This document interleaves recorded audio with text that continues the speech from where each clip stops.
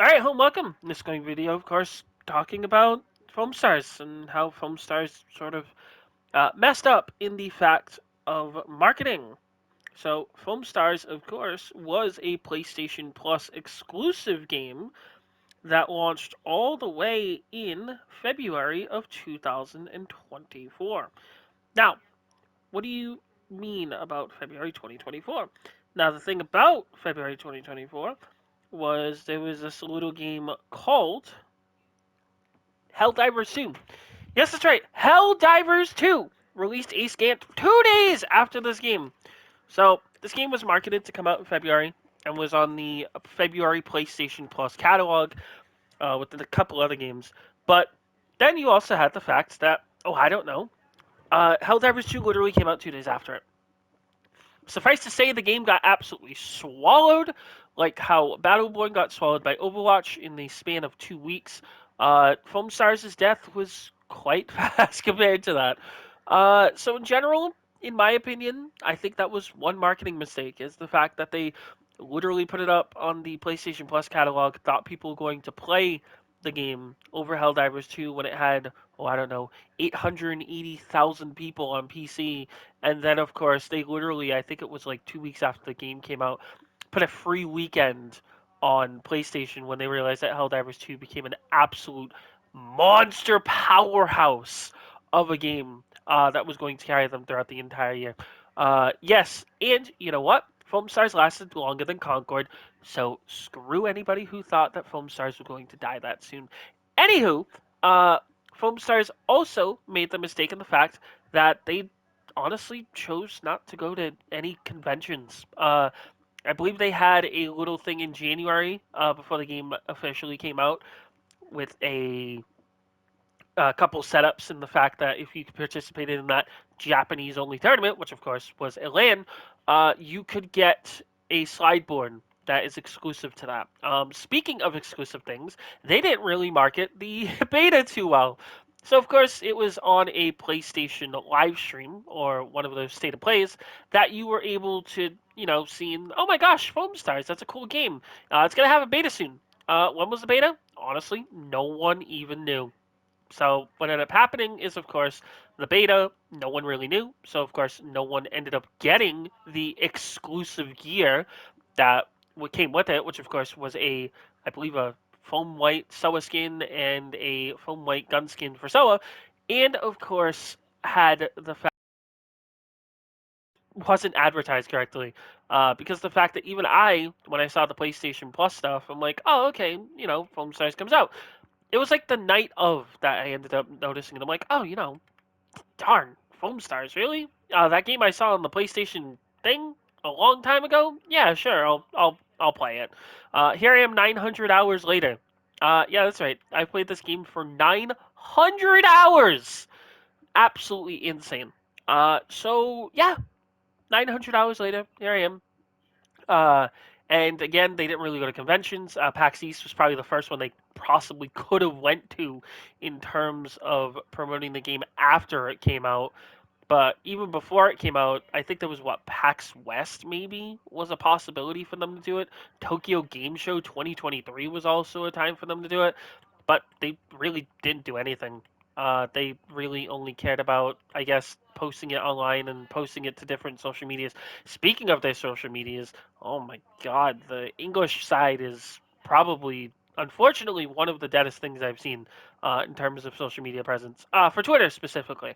I know they've been doing Instagram and they've been doing TikTok and such, but the Twitter is like one of the, I don't know.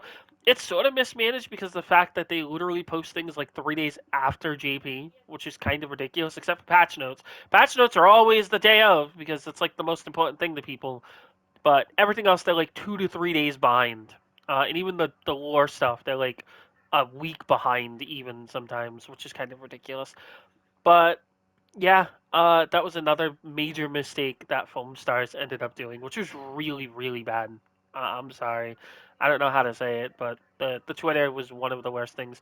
And also the fact of, I guess, tournaments sort of fall into this. Now, again, there was one specific tournament that came out, which of course was the official ESL FOAMSTARS Glorious Party, which was, I believe, February 16th, 2024, when it first came out, or when the finals happened.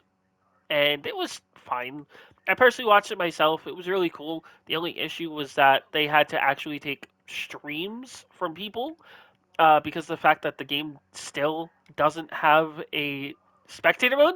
It's been out for 10 months. Has had a couple community tournaments here and there, and just had a Connie Stars tournament. And yeah, the competitive scene just isn't there, but I'll explain that in another video. But in general, yeah, Foam Stars had plenty of chances to do what they need to do.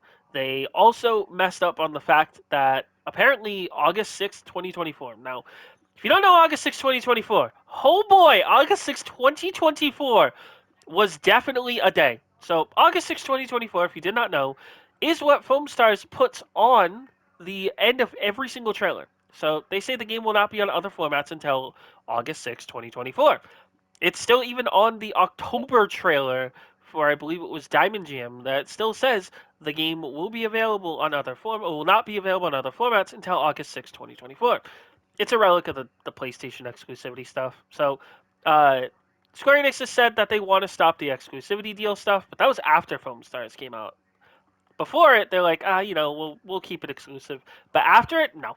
They said they're up and done with them. They don't really care about exclusivity deals. They don't want to focus on that because it's making them lose money. And even in I think the latest quarterly report, they ended up losing like 300 million yen, I think it was, or something. Like they're really down in it. The Visions of Mana store, the Visions of Mana, studio closed as soon as the game came out. Then you also had, of course, like I said, Final Fantasy 14 and all this other stuff, and then of course 16 had the DLC. So in general, they really focus on that for PAX East instead of Homestars, which again, like I said, they had a land set up in Japan. They could have totally did it for the US, but they chose not to possibly promote the game. And also, I guess another ranty thing as well is why was the game $30 after it came off of PlayStation Plus, and for some reason, if you didn't get it off of the monthly stuff, you had to pay $30 after the fact. But then literally like what's it? Uh, March, April, May, June, July, August, October. 7 months after you would make it free to play. So it's like I guess, but at the same time, it's like why wouldn't you just make it free to play after like maybe 2 months if the game wasn't doing too well. Again, everybody could play it. You don't need PlayStation Plus, so it would have been a shoo-in. And even now, it's a shoo-in for some people. Like people are joining the game after it became free to play, and I feel like the marketing push for free to play was really good, and they're trying their best to make it more. I guess how should I say it? Appealing to people because they're even having the director start playing games with the community and even having a questionnaire. Which if you have not applied for it, go check the JP Twitter. They have a link, I believe, that they retweeted to Connie Stars. The fact that Ricky San is going to be answering questions from people, and I think the what's the date? The 24th is the last day you can actually post a question for it. So if you have any burning questions for Ricky-san, I would definitely go and do that because it just sounds like an absolute ball. I know for sure I'm not posting a question because it would just be one's crossplay, and I was told, yeah, no, that's not going to happen. Crossplay is definitely not something that would be viable at this time. If they would have done it, they would have done it. And the whole connection issue, oh god, I don't even want to talk about that. So I don't know. In general, like I said, I think Foamstars has made multiple marketing mistakes, and in the grand scheme of things, I wish they did better for it. And unfortunately, they did not. So again, if you did enjoy this, I guess podcasty like ranty esque video again, which I seem that people like this type of stuff, the way I sort of get critical on Foamstars. If you did enjoy, you can make sure to leave a like, comment, subscribe. I thank you so much for watching, and I will see you guys later.